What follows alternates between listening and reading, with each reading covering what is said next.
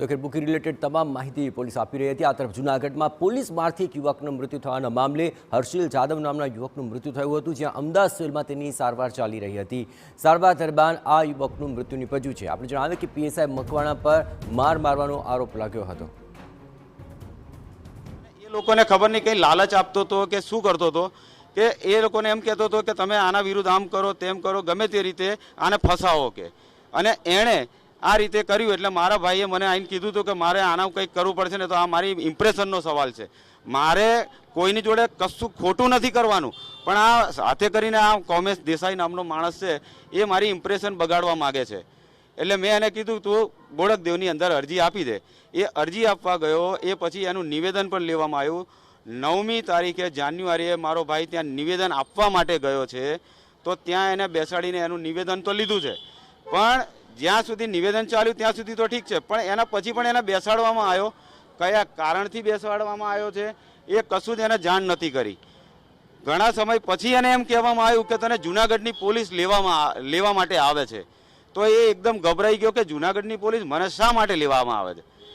તો એને પછી એવું જાણવા મળ્યું કે એના ઉપર કોઈ કેસ કરેલો છે કોઈ વ્યક્તિએ। તો એને પછી જાણવા મળ્યું અમને કે કોઈ માણસ છે ત્યાં કસ્ટમર જ છે, એણે એના ઉપર 420નો કેસ કરેલો હતો, અને જૂનાગઢની પોલીસમાં એ લોકો એને ત્યાં જૂનાગઢ લઈ ગયા, એટલે અમે ત્યાં ગયા હતા। તો ત્યાં એને કોર્ટે રિમાન્ડ પણ આપ્યા। અમને એનો વાંધો નથી, કોર્ટ મારો ભાઈ જો કદાચ ગુનેગાર હશે તો એને સજા મળશે, એનો મને કોઈ અફસોસ નથી। હવે તો એને સજા મળવાની નથી, અને એને જો સજા મળી હોત ને તો મને કોઈ અફસોસ નહોતો।